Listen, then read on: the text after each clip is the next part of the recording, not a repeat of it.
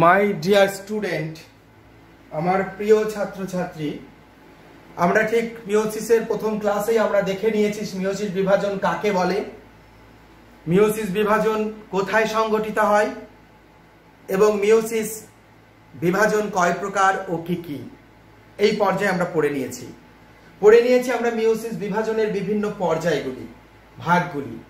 এবারে আমরা আমাদের আজকে এই ক্লাসে আমরা আলোচনা করব মিওসিস পদ্ধতি। মিওসিস পদ্ধতি কিভাবে মিওসিস বিভাজন সংগঠিত হয় আমরা আগেই দেখে নিয়েছি। আমাদের আগের ক্লাসে মিওসিস বিভাজনের মোট বড় ভাগ দুটো, meiosis one, meiosis two. Meiosis অনের আবার ভাগ karyokinesis one, cytokinesis one. Karyokinesis one তার আবার চারটি দশা, prophase one, metaphase one, anaphase one এবং টেলোফেজ অন। প্রোফেজ অনের আবার পাঁচটি উপদশা, বেশ লম্বা প্রক্রিয়া। প্রোফেজ অন পাঁচটি প্রক্রিয়া, লেপ্টোটিন, জাইগোটিন, প্যাকিটিন, ডিপ্লোটিন এবং ডায়াকাইনেসিস। এইভাবে ডায়াকাইনেসিস শেষ হয়ে যাওয়ার পরে, তাহলে বিভাজনটা যখন হবে, প্রোফেজ অন যখন শুরু হবে, leptotene, zygotene, pachytene, diplotene, diakinesis শেষ হলে তারপরে মেটাফেজ অন শুরু হবে, তারপরে অ্যানাফেজ অন শুরু হবে, তারপরে টেলোফেজ অন শুরু হবে। টেলোফেজ অন শেষ হলে শুরু হবে সাইটোকাইনেসিস অন। সাইটোকাইনেসিস অন শেষ হলে শুরু হবে মিওসিস টু। মিওসিস টু এর প্রথম পর্যায় karyokinesis two, cytokinesis two. Karyokinesis two, prophase two, metaphase two, anaphase two এবং টেলোফেজ টু। তারপরে হবে সাইটোকাইনেসিস টু। আমরা এও দেখে নিয়েছি মিওসিস অন হ্রাসকরণ বিভাজন, কারণ এই বিভাজনে মাতৃকোষের ক্রোমোজোম সংখ্যা অপত্য কোষে অর্ধেক হয়ে যায়। তারপরে আমরা দেখে নিয়েছি মিওসিস টু সমবিভাজন, কারণ এই বিভাজনে ক্রোমোজোম সংখ্যা মাতৃকোষের সমান থাকে। এবারে এই যে মিওসিস বিভাজনের মিওসিস অন পর্যায়, মূলত আমাদের এই পর্যায়ে পড়াশোনা করতে হবে, মিওসিস অন পর্যায়ে। কারণ টু পর্যায়ে পুরোপুরি মাইটোসিস বিভাজন, ফলে মাইটোসিস বিভাজনে আমরা যে যে বৈশিষ্ট্য পড়েছি এবং লিখেছি, মাইটোসিসের প্রোফেজে যা পড়েছি এখানে এই প্রোফেজে তাই হবে, এই মেটাফেজে তাই হবে, অ্যানাফেজ, টেলোফেজে মাইটোসিসের মতোই হবে। ফলে এখানে শুধুমাত্র আমাদের মিওসিস অন পর্যায়টা পড়ে নিলেই মিওসিস টু পর্যায়টা পুরোপুরি মাইটোসিসে আমরা যে ক্লাস করেছি, যে পড়াশোনা করেছি, সেটা এখানে প্রযোজ্য হবে। তাহলে আমরা এখন এখানে মিওসিস অনের প্রথম অংশটা, অর্থাৎ মিওসিস অন বিভাজন কিভাবে হবে, আমরা সেটা ধাপে ধাপে প্রতিটি দশা ধরে ধরে আমরা একটু বুঝে নেব।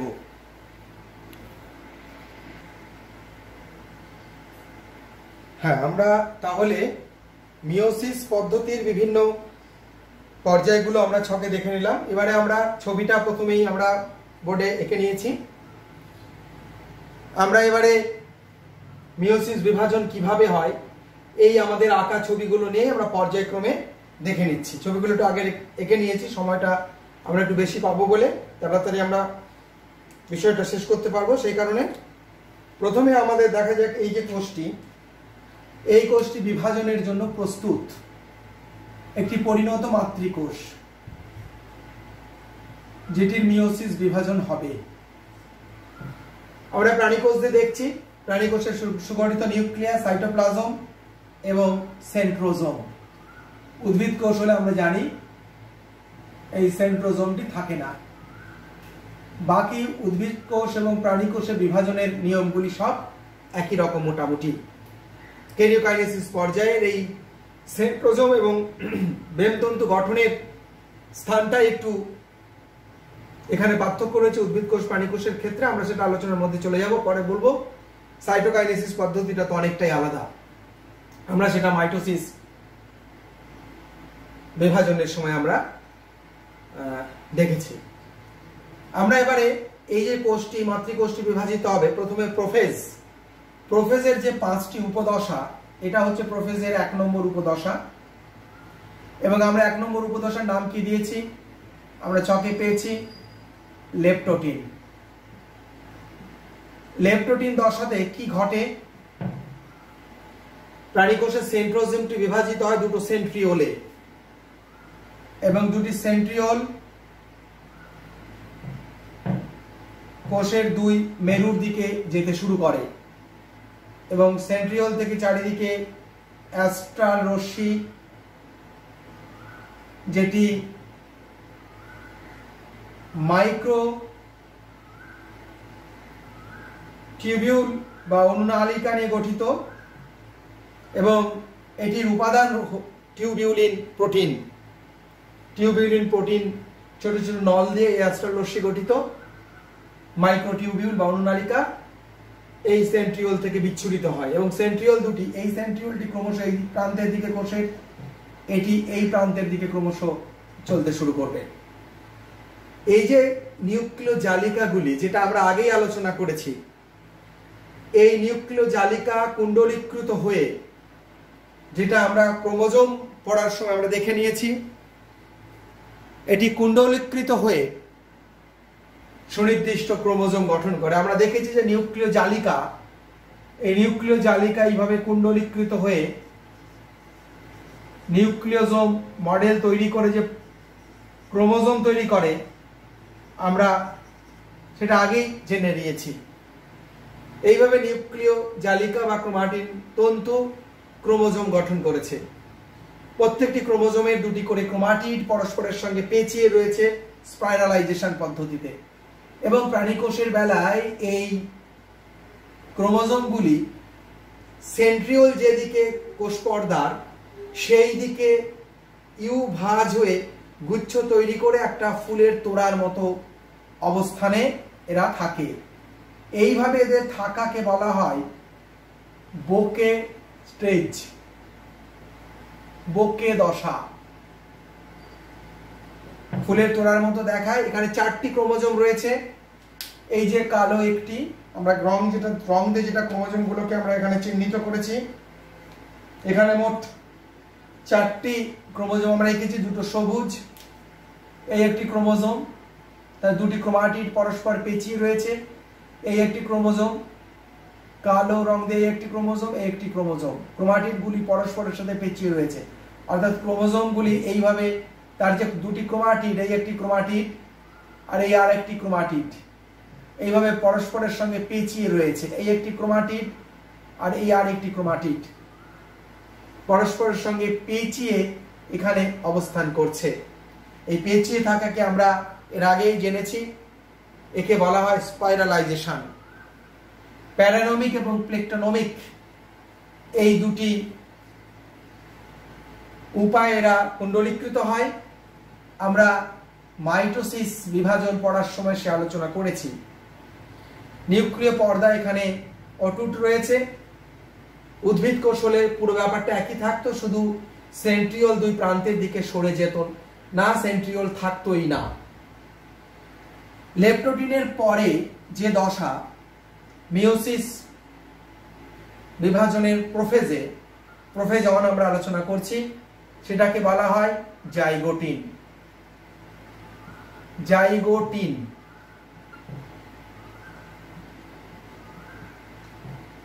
জাইগোটিন এই দশার মুখ্য বিষয় কি? এই যে 4টি ক্রোমোজোমগুলির মধ্যে জিনগত কিছু সাদৃশ্য থাকে। যে ক্রোমোজোমগুলি একই জিন বহন করে সেই ক্রোমোজোমকে বলা হয় সমসংস্থ ক্রোমোজোম। জীবদেহে যে ডিপ্লয়েড সংখ্যক ক্রোমোজোম থাকে, সেই ডিপ্লয়েড সংখ্যক ক্রোমোজোমের 2টি করে ক্রোমোজোম একই বৈশিষ্ট্যের জিন বহন করে।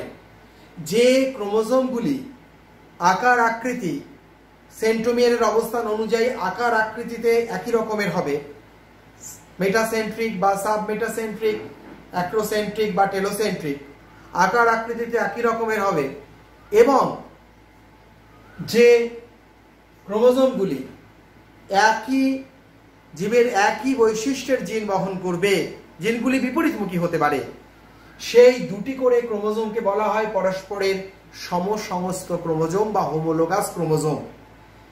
জীবদেহে জোড়ায় জোড়ায় যে ক্রোমোজোম থাকে, এই জোড়ায় জোড়ায় ক্রোমোজোমগুলি সব এইরকম সমসংস্থ ক্রোমোজোম হিসেবে তারা অবস্থান করে।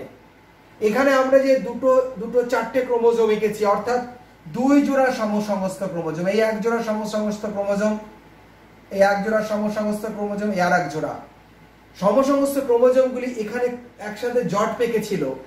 জাইগোটিন দশায় তারা সমসংস্থ ক্রোমোজোমগুলি জোর জোর বদ্ধ হয়, তারা পাশাপাশি চলে আসে।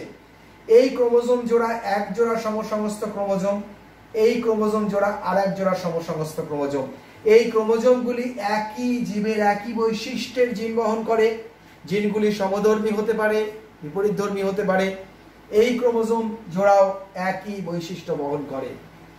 এইভাবে সমসংস্থ ক্রোমোজোমের মাঝখানে আবার এক ধরনের প্রোটিন তৈরি হয়, যাকে বলা হয় সাইন্যাপটিমাল কমপ্লেক্স। এই সাইন্যাপটিমাল কমপ্লেক্স, এই প্রোটিন সাইন্যাপটিমাল কমপ্লেক্স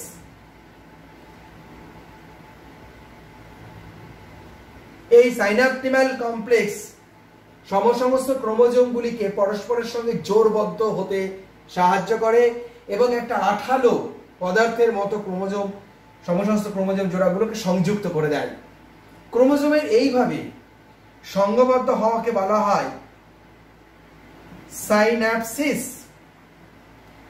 খুব ইম্পর্টেন্ট ঘটনা সাইন্যাপসিস, একটাই শব্দ, জায়গাভাবে এখানে লিখলাম সাইন্যাপসিস। এবং এই যে দুটো করে ক্রোমোজোম, তার ক্রোমাটিড গুলো যেহেতু পরস্পরের সঙ্গে জড়িয়ে রয়েছে, তাই এইভাবে ক্রোমাটিড গুলোর পরস্পরের সাথে জড়িয়ে থাকার এই দশাকে বলা হয় কোষ বিভাজনের এই জাইগোটিন দশার ডায়েট দশা। এটাকে বলা হয় ডায়েট দশা। ডায়েট কথাটা এসেছে দুই থেকে। এইভাবে সাইন্যাপসিস, সাইন্যাপটিমাল কমপ্লেক্স প্রোটিনের সাহায্যে সমসংস্থ ক্রোমোজোম জোড়বদ্ধ হয়ে সাইন্যাপসিস গঠন করাই হলো জাইগোটিন দশার মুখ্য বৈশিষ্ট্য, এবং ক্রোমোজোমগুলি ডায়েট দশায় অবস্থান করে। এই জাইগোটিন দশার পরেই সমসংস্থ ক্রোমোজোমগুলি তাদের মধ্যে খণ্ড বিনিময় করবে, এবং খণ্ড বিনিময় করবার জন্যই তারা পরস্পরের সঙ্গে জোড়বদ্ধ হয়। এই কোষে যেহেতু ক্রোমোজোম ছিল 4টি, তাই দুই জোড়া হোমোলোগাস ক্রোমোজোম, এখানে দুই জোড়া হোমোলোগাস ক্রোমোজোম পরস্পরের সাথে সংঘবদ্ধ হয়েছে। এই যে দুই জোড়া হোমোলোগাস ক্রোমোজোম জাইগোটিন দশায় সংঘবদ্ধ হলো, তারপরেই পরবর্তী দশায় কি হবে, এদের ক্রোমাটিডগুলি পরস্পর থেকে খুলে গিয়ে প্রতিটি ক্রোমোজোমের দুটি ক্রোমাটিড তারা যে স্পাইরালাইজেশন পদ্ধতিতে জড়িয়েছিল, সেই জট খুলে গিয়ে পুরোপুরি ভাবে তারা 4টি একজোড়া সমসংস্থ ক্রোমোজোমে তারা 4টি ক্রোমাটিডকে প্রদর্শন করবে পরবর্তী দশায়। পরবর্তী দশাকে বলা হয়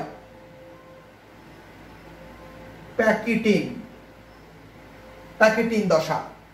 এই দশায় এই যে ক্রোমোজোমগুলি খুলে গেছে এবং বাহুগুলো পরস্পরের সাথে জড়িয়ে গেছে, এখানেই হবে এদের খণ্ড বিনিময় বা ক্রসিং ওভার। এখানে যে ক্রোমোজোমগুলি 4টে ক্রোমাটিড, তার স্পষ্ট বোঝা যাচ্ছে। এটা লাল রং দিয়ে দেখিয়েছি, এটা কালো রং দিয়ে, এটা সবুজ দিয়ে, এটা কালো দিয়ে দেখিয়েছি আমরা। এই যে 4টে ক্রোমাটিড, এই লাল ক্রোমোজোমটার এই একটা ক্রোমাটিড, এই একটা ক্রোমাটিড, কালোটার এই একটা ক্রোমাটিড, এই একটা ক্রোমাটিড, পুরোপুরি 4টে দেখা যাচ্ছে। সেই কারণে এই দশাকে বলা হয় টেট্রার দশা। প্রতিটি সমসংস্থ জোড়া ক্রোমোজোমে 4টি করে ক্রোমাটিড সুস্পষ্টভাবে গণনা করা যায়। এবারে একই ক্রোমোজোমের দুটি ক্রোমাটিড, যদি আমরা এখান থেকে ভাবি যে সবুজ দুটি বা কালো দুটি বা লাল দুটি বা কালো দুটি ক্রোমাটিড, একে বলা হয় সিস্টার ক্রোমাটিড।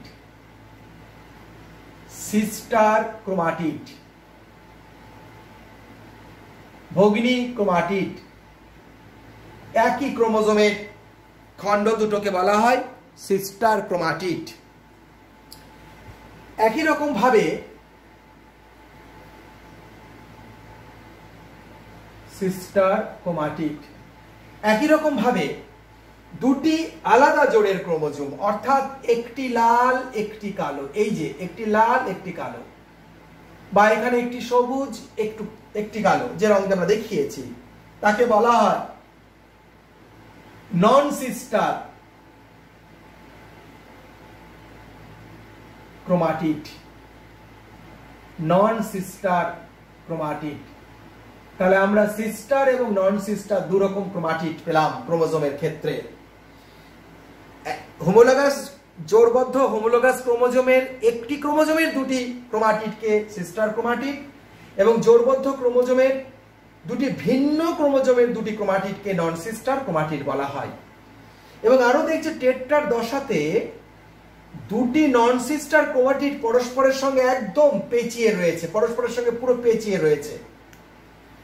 দুটি নন সিস্টার ক্রোমাটিড, সিস্টার ক্রোমাটিড কিন্তু পরস্পরের সঙ্গে পেঁচিয়ে থাকবে না, খুব গুরুত্বপূর্ণ বিষয়। দুটি নন সিস্টার, এটির একটি এই কালো, এখানে কালো রঙের ক্রোমোজোমটি যেটা আমরা এঁকেছি আর লালটির, এই দুটি নন সিস্টার ক্রোমাটিড পরস্পরের সঙ্গে একদম জড়িয়ে রয়েছে। এখানে এই সবুজ রঙের সাথে কালো রঙের সাথে জড়িয়ে রয়েছে এবং এই যে জড়িয়ে রয়েছে পরস্পরের সাথে, এখানে কি হবে, বিশেষ একটি উৎসেচক এন্ডোনিউক্লিয়াস, সেই উৎসেচক এই ক্রোমাটিড গুলোকে জিন হিসেবে ছোট ছোট খণ্ডে বিভক্ত করে দেবে।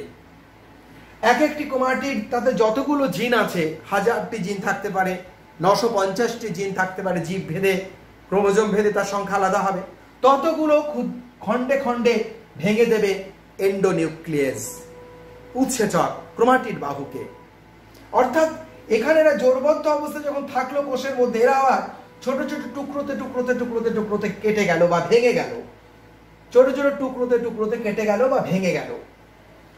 তারপরে কি হবে, ওইভাবে ওরা অবস্থান করবে এবং আরেকটি উৎসেচক লাইগেজ উৎসেচক ওই ভাঙা ক্রোমাটিড গুলোকে পরস্পরের সাথে আবার সংযুক্ত করে দেবে।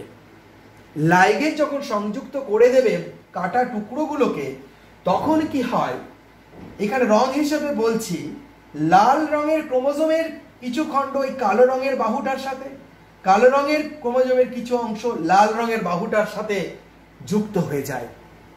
অর্থাৎ একই হোমোলোগাস ক্রোমোজোমের এই ক্রোমোজোমের কিছু একটি জিন বা দুটি জিন এই ক্রোমোজোমে যুক্ত হয়ে যায়, এই ক্রোমোজোমের একটি জিন বা দুটি জিন এই ক্রোমোজোমে যুক্ত হয়ে যায়। অর্থাৎ ক্রোমোজোমগুলি তাদের খণ্ড বিনিময় করে। ক্রোমোজোমের এইভাবে খণ্ড বিনিময় করাকে বলা হয় ক্রসিং ওভার। ক্রোমোজোমের এইভাবে খণ্ড বিনিময় করাকে বলা হয় ক্রসিং ওভার।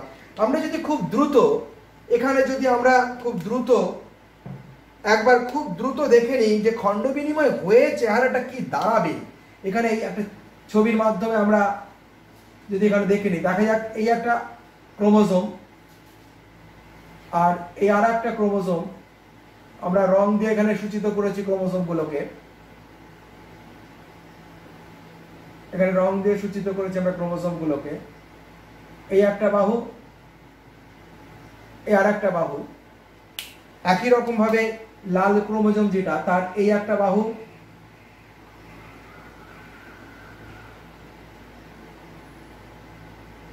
এই আর একটা বাহু,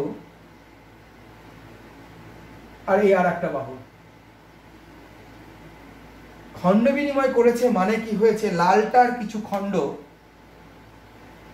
কালোটার সাথে যুক্ত হয়ে গেছে, জিন হিসেবে যুক্ত হবে, এটা জিন হিসেবে যুক্ত হবে। ওই ক্রোমোজোমের কিছু জিন এর মধ্যে চলে এসেছে আর এই ক্রোমোজোমের লালটা মানে এই ক্রোমোজোমের কিছু জিন এটার মধ্যে চলে গেছে, এই বাহুটার মধ্যে চলে গেছে। একেই আমরা বলছি ক্রোমোজোমের খণ্ড বিনিময়। খণ্ড বিনিময় মানে জিন বিনিময়। তার মানে এই ক্রোমোজোমে জিনের যে বিন্যাস ছিল, সেই জিনের বিন্যাস চেঞ্জ হয়ে গেল। এই ক্রোমোজোমে যে জিনের বিন্যাস ছিল, সেই জিনের বিন্যাস চেঞ্জ হয়ে গেল। খণ্ড বিনিময়ের সাথে সাথে ক্রোমোজোমগুলির মধ্যে জিনের বিনিময় হয়ে গিয়ে ক্রোমোজোমের ধর্ম পাল্টে গেল। এটাকে আমরা বলছি ক্রোমোজোমের খণ্ড বিনিময়। এখানেই সেই ঘটনাগুলো ঘটে গেল। মানে ক্রোমোজোমে যে পিস পিস পিস পিস কতগুলো খণ্ডে ভেঙে গেল, এই যে এখানে ক্রোমোজোমগুলো কতগুলো খণ্ডে পিস পিস পিস পিস খণ্ডে ভেঙে গেল, এন্ডোনিউক্লিয়াসকে ভেঙে দিল। তারপরে যখন জোড়বদ্ধ হলো, আমরা যদি এটাকে একটু মুছেই, ব্যাপারটাকে একটু মুছেই যদি আমরা দেখি, তাহলে এই যে ধরা যাক এন্ডোনিউক্লিয়াস এইভাবে ভেঙে ভেঙে দিয়েছে ক্রোমোজোমগুলো, জিন অনুযায়ী এইভাবে কেটে কেটে দিয়েছে। এন্ডোনিউক্লিয়াস নির্দিষ্ট জিন স্থানেই ক্রোমোজোমকে এভাবে কেটে দিতে পারে, এভাবে কেটে দিয়েছে, কতগুলো খন্ডে খন্ডে কেটে দিয়েছে এন্ডোনিউক্লিয়াস। এবারে যেই কেটে দিল সেই কাটা জায়গাগুলো আবার পরস্পর জোড়া যখন লাগলো সেটা হয়ে গেল ঠিক এই রকম, তারা পরস্পরের মধ্যে বাহুর আদান প্রদান করে ফেললো, জিনের আদান প্রদান করে ফেললো। প্যাকাইটিন দশায় এইভাবেই সমসমস্ত ক্রোমোজোমের নন সিস্টার ক্রোমাটিড পরস্পরের মধ্যে খণ্ড বিনিময় করে। পরস্পরের মধ্যে খণ্ড বিনিময় করাকে বলা হয় ক্রসিং ওভার। এবং এই ক্রসিং ওভারের ফলে কি হলো, প্রতিটি ক্রোমোজোম তার ক্রোমাটিডে নতুন কিছু জিনগত বাহুর উপস্থিতি চলে এলো, অর্থাৎ তার মধ্যে জিনের পরিবর্তন ঘটলো, জিন নতুন ভাবে সজ্জিত হলো। এই বাহুতে যে জিন ছিল আর এই বাহুতে যে জিন ছিল, জিন বদল হলো, খণ্ড বদল হলো মানে জিন বদল হলো, ফলে জিনটা নতুন ভাবে পুনর্সজ্জিত হলো। একে বলা হয় জিনের পুনর্সজ্জা। আমরা মিওসিস কোষ বিভাজনের শেষে দেখব যে 4টে গ্যামেট তৈরি হবে। এই যে ক্রোমাটিড গুলি, এই ক্রোমাটিড একটা গ্যামেটে যাবে, এই ক্রোমাটিড যাবে একটি গ্যামেটে, এটি যাবে আরেকটি গ্যামেটে, এটি যাবে একটি গ্যামেটে, এটি যাবে একটি গ্যামেটে। মিওসিসের 4টি কোষ তৈরি হবে, 4টি কোষের এই 4টি ক্রোমাটিডের একটি একটি ক্রোমাটিড এক একটি কোষে যাবে। ফলে যে বাহুগুলোতে ক্রসিং ওভার হলো সেই বাহুগুলোর মধ্যে জিনের পুনঃসজ্জা হলো, ফলে সেই বাহুগুলো ক্রোমাটিডগুলো পরবর্তীকালে ক্রোমোজোম রূপে যে কোষে গেল সেই কোষ নতুন কিছু ধর্মের সজ্জা পেল এবং সেটা গ্যামেটে গেল। তারপর ওই গ্যামেট যখন যৌনজনন ঘটিয়ে পরবর্তী জীবের অপত্য সন্তান তৈরি করবে তখন তার মধ্যে পিতামাতার ধর্মের মিশ্রণ ঘটবে এবং নতুন কিছু ধর্মের আবির্ভাব ঘটবে, যে ঘটনাকে বলা হয় জীবজগতে প্রকরণ। প্রকরণ নতুন ধর্মের আবির্ভাব ঘটা, পিতামাতার সন্তানের মধ্যে নতুন কিছু ধর্মের আবির্ভাব ঘটা, পিতামাতার ধর্মের মিশ্রণের প্রকাশ ঘটা, যেটা এই ক্রসিং ওভারের ফলে সম্ভব হচ্ছে। তাহলে ক্রসিং ওভার জীবজগতে বংশ পরস্পরায় বৈশিষ্ট্য বদলের ক্ষেত্রে একটা গুরুত্বপূর্ণ ভূমিকা পালন করছে। এইভাবে দীর্ঘদিন প্রকরণ হতে হতেই জীবজগতে ধর্মের বড় পরিবর্তন ঘটে এবং অনেক ক্ষেত্রে মিওসিস বিভাজনের সময় পরবর্তীকালেও দেখব যে ক্রোমোজোম সংখ্যার পরিবর্তন ঘটে গিয়ে বা বাহুর নন ডিন জাংশন ঘটার ফলে পরবর্তী বংশে নতুন ধর্মের আবির্ভাব ঘটতে পারে, যেটাকে বলা মিউটেশন। এক বংশ থেকে পরবর্তী বংশে সম্পূর্ণ নতুন কোনো স্থায়ী ধর্মের আবির্ভাব ঘটাকে বলা হয় মিউটেশন। আর ধর্মের কিছু পরিবর্তন ঘটাকে পিতামাতা ধর্মের মিশ্রণে নতুন কিছু ধর্মের প্রকাশকে বলা হয় প্রকরণ।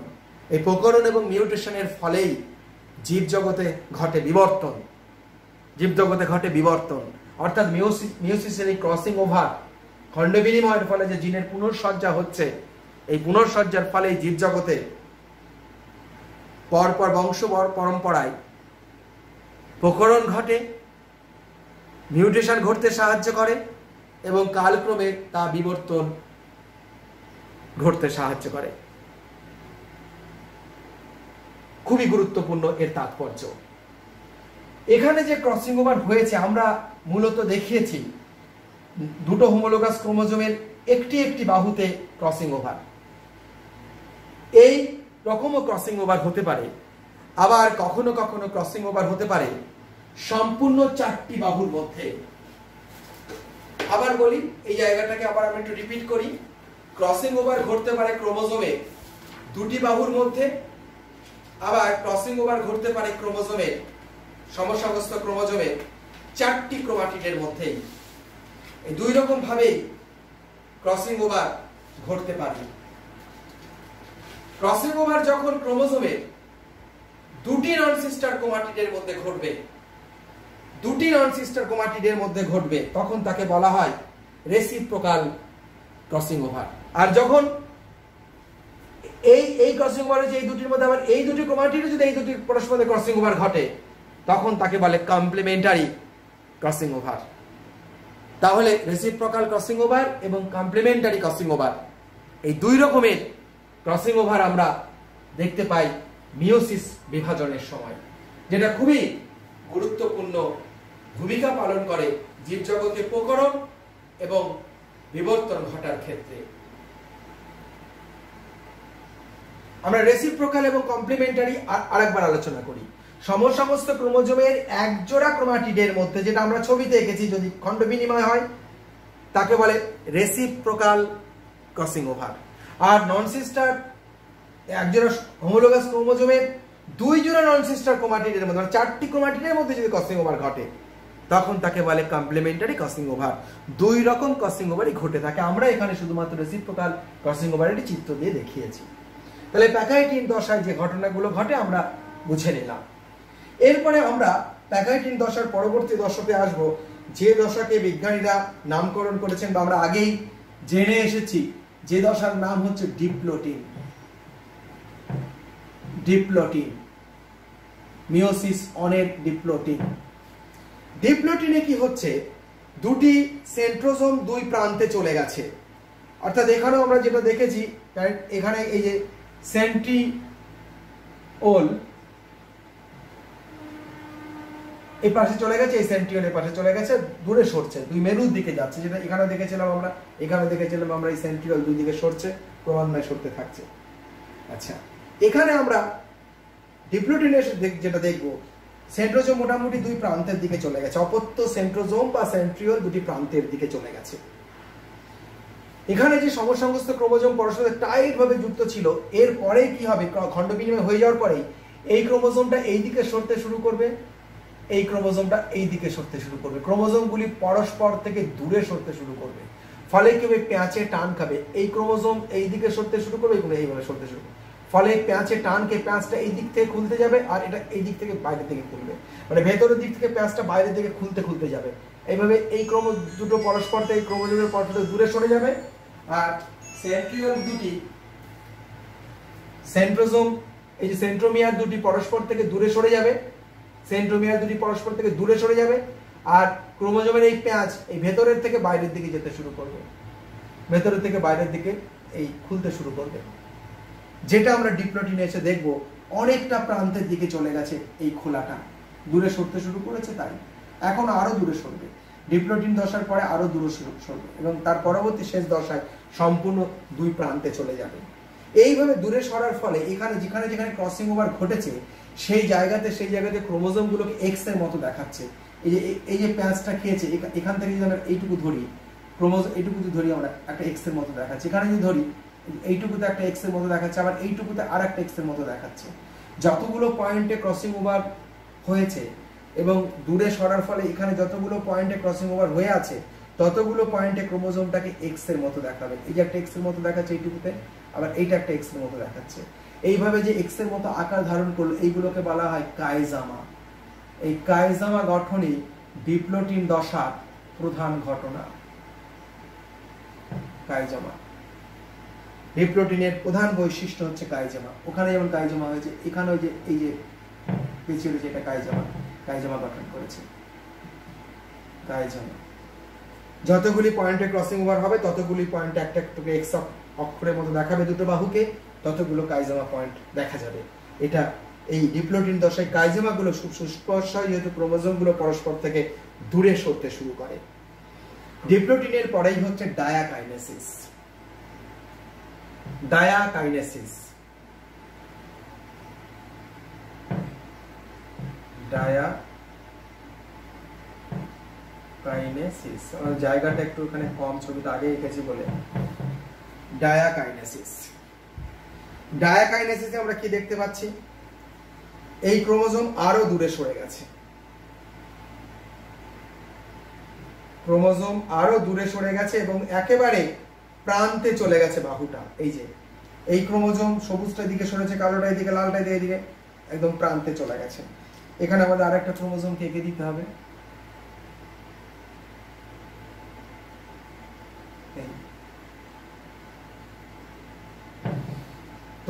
অর্থাৎ এই যে কাইজামা সরতে শুরু করেছে এবং একদম প্রান্তে এসে টাচ করে আছে সমস্ত ক্রোমোজোমগুলি, এবং ক্রোমাটিডগুলি সম্পূর্ণ 4টে ভাগে ভাগ হয়ে পুরোপুরি পৃথক হয়ে গেছে। নিউক্লিয় পর্দা অবলুপ্ত হতে শুরু করেছে, নিউক্লিওলাস অবলুপ্ত হয়ে গেছে, পুরোপুরি অবলুপ্ত হয়ে গেছে নিউক্লিওলাস। কোষ বিভাজনের এই দশাকে বলা হচ্ছে ডায়াকাইনেসিস।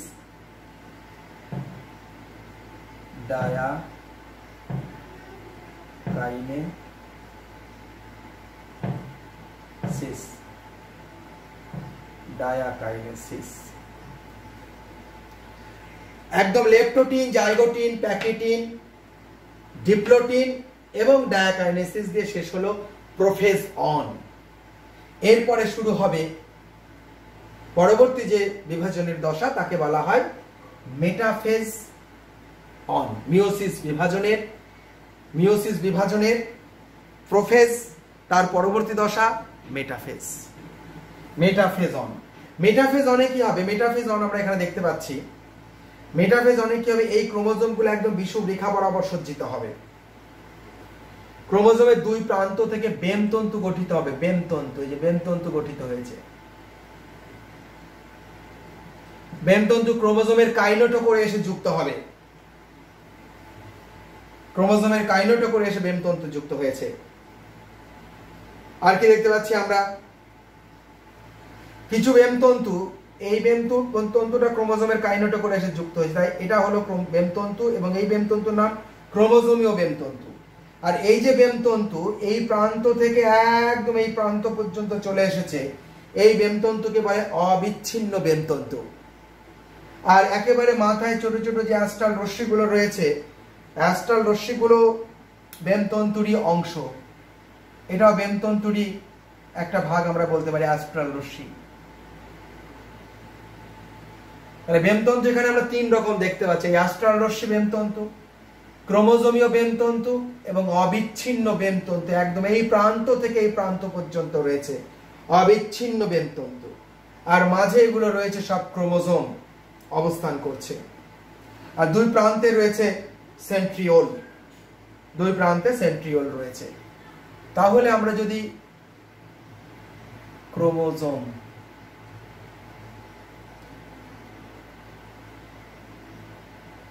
সমসমস্ত ক্রোমোজোম এক এক জোড়া, এই যে এক জোড়া, এই এক জোড়া ক্রোমোজোম, এটাকে আমরা বলছি সেন্ট্রিওল।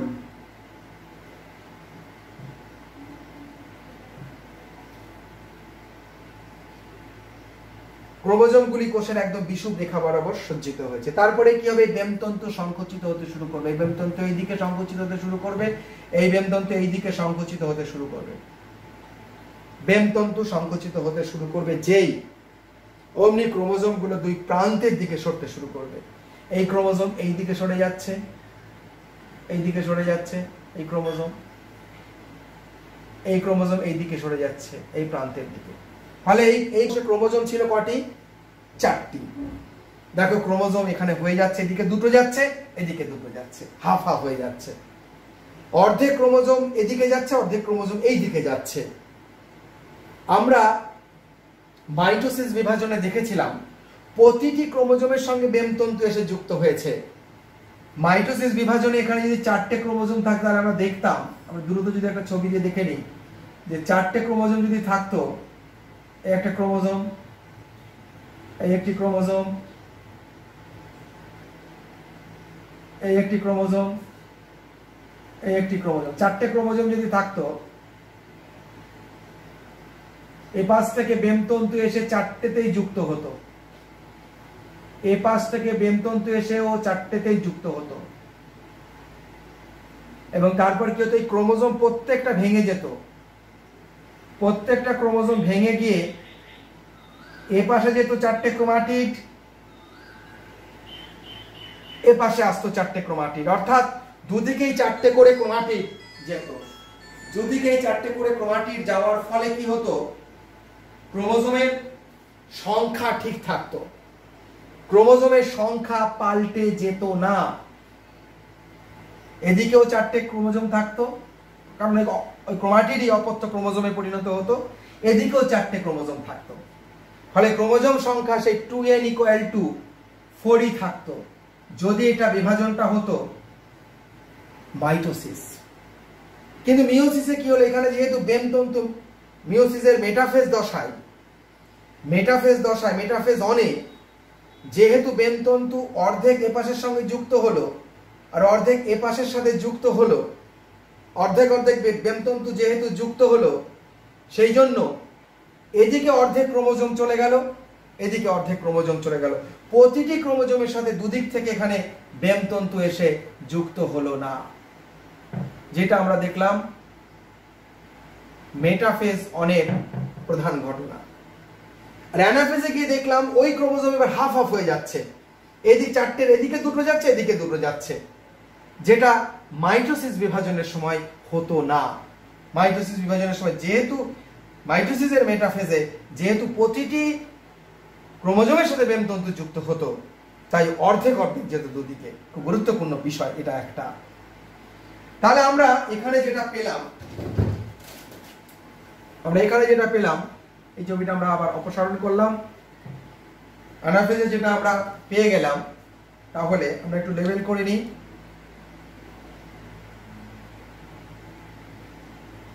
সেন্ট্রিওল,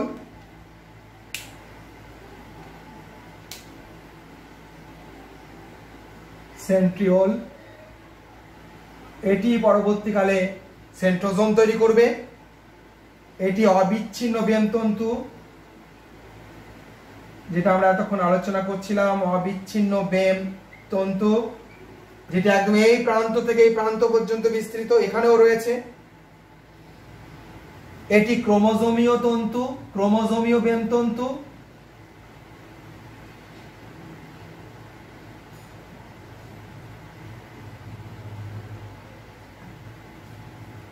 আর দুটো ক্রোমোজোমের মাঝখানে যেগুলো তৈরি হয়েছে, যে ছোট ছোট বেমের মতো তৈরি হয়েছে,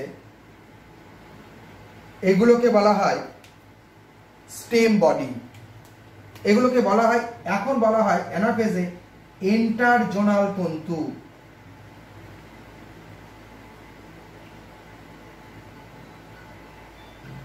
ইন্টারজোনাল তন্তু। তাহলে তিন রকমের বেমতন্তু পেলাম, অবিচ্ছিন্ন বেমতন্তু পেলাম, ইন্টারজোনাল তন্তু পেলাম, অপত্য ক্রোমোজোমের মাঝে তৈরি হয়েছে, ক্রোমোজোমীয় বেমতন্তু পেলাম। আর এখানে সেন্ট্রিওল থেকে যে ছোট ছোট বেমগুলো ছড়িয়ে রয়েছে তাকে বলে অ্যাস্ট্রাল রশ্মি। এই অ্যাস্ট্রাল বেমও কিন্তু এক ধরনের, এই অ্যাস্ট্রাল রশ্মিও কিন্তু এক ধরনের বেমতন্তু। তাহলে এটা হলো অ্যানাফেজ অন।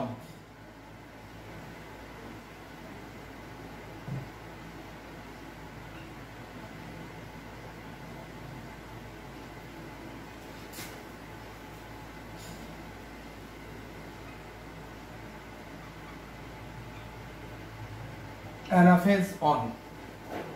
অ্যানাফেজ অনের পরে শুরু হবে telophase one. Telophase one, telophase one আমরা এই ছবির মাধ্যমে দেখব। এই দিকের এই ক্রোমোজোম এই প্রান্তে চলে যাবে, এই ক্রোমোজোম এই প্রান্তে চলে আসবে, ক্রোমোজোম প্রান্তে গিয়ে তৈরি করবে আবার ক্রোমাটিন সূত্র। ক্রোমাটিন সূত্র তৈরি করবে, নিউক্লিয় পর্দার আবির্ভাব ঘটতে শুরু করেছে, নিউক্লিয় লাসের আবির্ভাব হতে শুরু করেছে, অপত্য নিউক্লিয়াস তৈরি হতে শুরু করেছে। এটা হচ্ছে ক্রোমাটিন সূত্র, যেটাকে আমরা বলি নিউক্লিয় জালিকা। ক্রোমাটিন সূত্র, নিউক্লিয় পর্দা,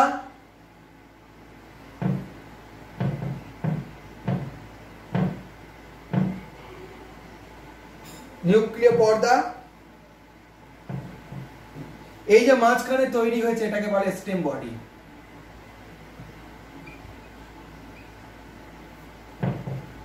স্টেম বডি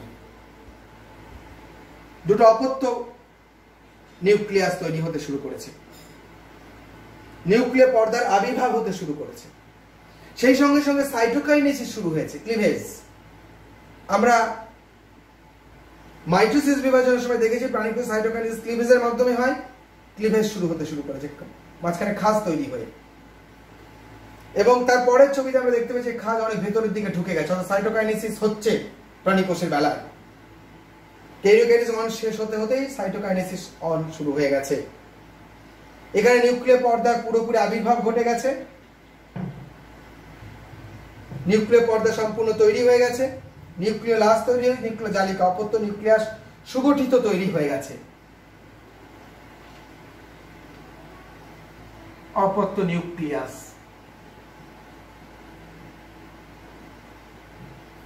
অপত্য নিউক্লিয়াস পুরোপুরি তৈরি হয়ে গেছে এবং তারপরে সাইটোকাইনেসিস এখানে সমাপ্ত।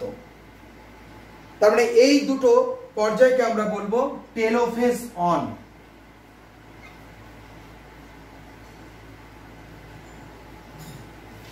এই দুটো পর্যায়কে আমরা বলবো টেলোফেজ অন।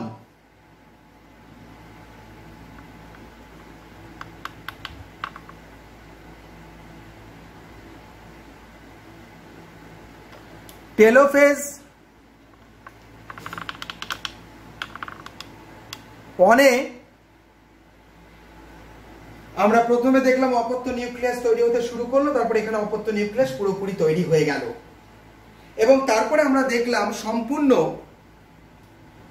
দুটো অপত্য কোষ তৈরি, সাইটোকাইনেসিসের মাধ্যমে সম্পূর্ণ দুটো অপত্য কোষ তৈরি হয়ে গেল। সাইটোকাইনেসিস শুরু হলো এখানে ক্লিভেজের মাধ্যমে, এখানে কমপ্লিট হয়ে গেল এবং দুটো অপত্য কোষ তৈরি হয়ে গেল এবং সাইটোকাইনেসিস অনও শেষ হয়ে গেল। তার মানে এটুকুর মধ্যে দিয়ে আমরা দেখলাম মিওসিস কোষ বিভাজনের একদম প্রথম থেকে প্রোফেজ অন থেকে শুরু করে সাইটোকাইনেসিস অন পর্যন্ত শেষ হয়ে গেল। এরপরে কি হবে? এরপরে এই নিউক্লিয়াসটির শুরু হবে মিওসিস টু, এই নিউক্লিয়াসটির শুরু হবে মিওসিস টু। এই নিউক্লিয়াসটি মিওসিস টু এর মাধ্যমে দুটো কোষ তৈরি করবে, এই নিউক্লিয়াসটিও দুটো কোষ তৈরি করবে। এইভাবে দুটি কোষ তৈরি করে দ্বিতীয় মিওসিস শেষ হবে এবং এই বিভাজনটা পুরোপুরি সমবিভাজন এবং পুরোপুরি মাইটোসিস বিভাজনের মতো অনুরূপ, যেটি ক্যারিওকাইনেসিস 2 এবং সাইটোকাইনেসিস 2 এর মধ্যে সম্পন্ন হবে। ক্যারিওকাইনেসিস 2 এর হবে প্রোফেজ 2, মেটাফেজ 2, অ্যানাফেজ 2, টেলোফেজ 2, একেবারে মাইটোসিস বিভাজনের মতো হয়ে শেষমেশ এখান থেকে আরো দুটো কোষ তৈরি হবে, এখান থেকে আরো দুটো কোষ তৈরি হবে, ফলে মোট শেষমেশ 4টি কোষ তৈরি হবে। তাহলে এইভাবে মিওসিস বিভাজন সমাপ্ত হবে। তাহলে আমাদের আজকের এই ক্লাসের মধ্যে দিয়ে আমরা সম্পূর্ণরূপে মিওসিস বিভাজন কিভাবে সংগঠিত হয় জীবকোষে তা আমরা আলোচনা করলাম। আমরা পরবর্তী ক্লাসে আলোচনা করব মিওসিস বিভাজনের তাৎপর্য।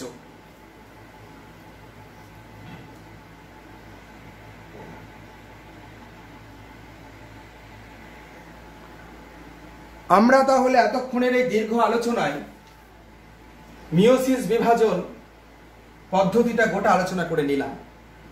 এবার আমরা খুব দ্রুত একবার দেখেছি তাহলে এই বিভাজনের তাৎপর্য কি। প্রথমত এই বিভাজনের সবচেয়ে বড় তাৎপর্যের একটি পয়েন্ট আমরা ক্রসিং ওভার ঘটার সময় আলোচনা করেছি। যেহেতু ক্রসিং ওভারে দুটি সমসংস্থ ক্রোমোজোমের মধ্যে জিনের আদান প্রদান ঘটে এবং যার ফলে সমসংস্থ ক্রোমোজোমের বাহুতে নতুন জিনের পুনঃসজ্জা ঘটে এবং তারপর গ্যামেট তৈরির সময় এই সমসংস্থ ক্রোমোজোমের 4টি বাহু যেহেতু 4টি পৃথক গ্যামেটে বা অপত্য কোষে যায়, সেই গ্যামেট থেকে তাই পরবর্তী বংশধর যখন সৃষ্টি হয় তখন সেই জীবে নতুন ধর্মের আবির্ভাব ঘটে। অর্থাৎ মিওসিস কোষ বিভাজনের ক্রসিং ওভারের মাধ্যমে জিনের যে রিকম্বিনেশন বা পুনঃসজ্জা ঘটে, সেই পুনঃসজ্জার ফলেই জীবজগতে বংশ পরম্পরায় অপত্য জীবে নতুন ধর্মের প্রকাশ ঘটে, যাকে বলা হয় প্রকরণ। এইভাবে দীর্ঘদিন প্রকরণ ঘটার ফলে জীবজগতে বড় রকমের বৈশিষ্ট্যের পরিবর্তন ঘটে নতুন কোনো প্রজাতির আবির্ভাব ঘটে, তখন তাকে বলা হয় বিবর্তন বা অভিব্যক্তি।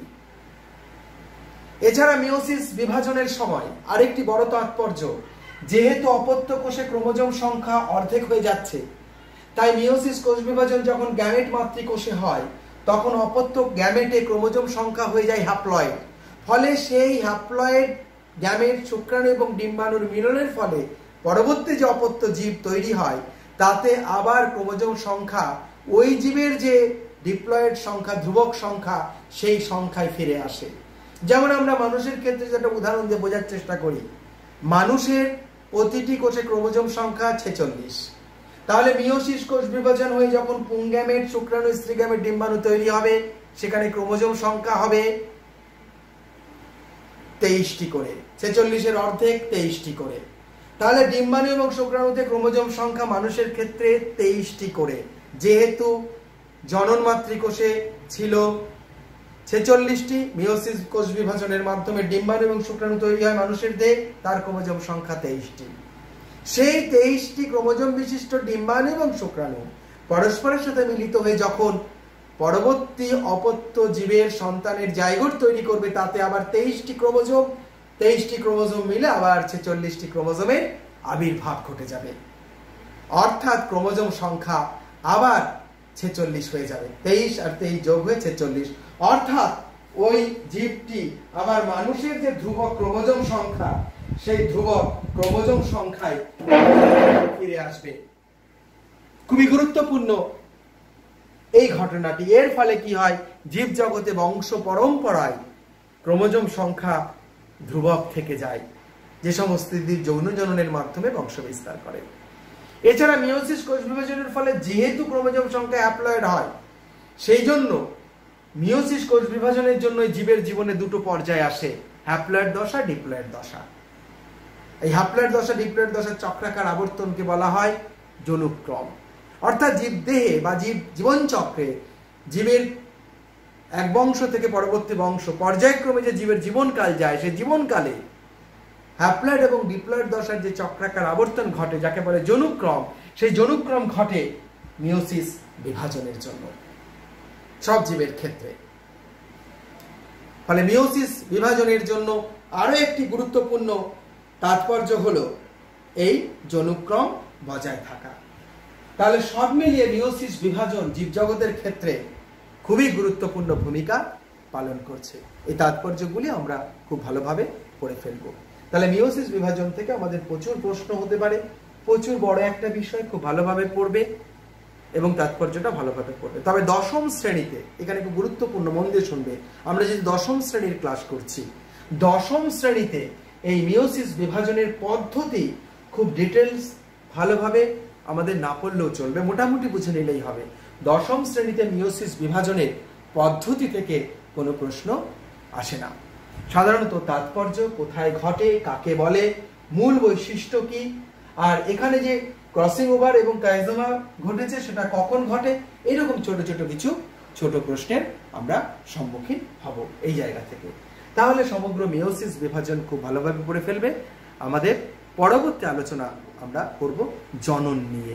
মিওসিস বিভাজনের শেষ হওয়ার সাথে সাথে আমাদের কোষ বিভাজন পর্যায়টাও পুরোপুরি শেষ হয়ে গেল। সকলে খুব ভালো থেকো, সকলকে ধন্যবাদ।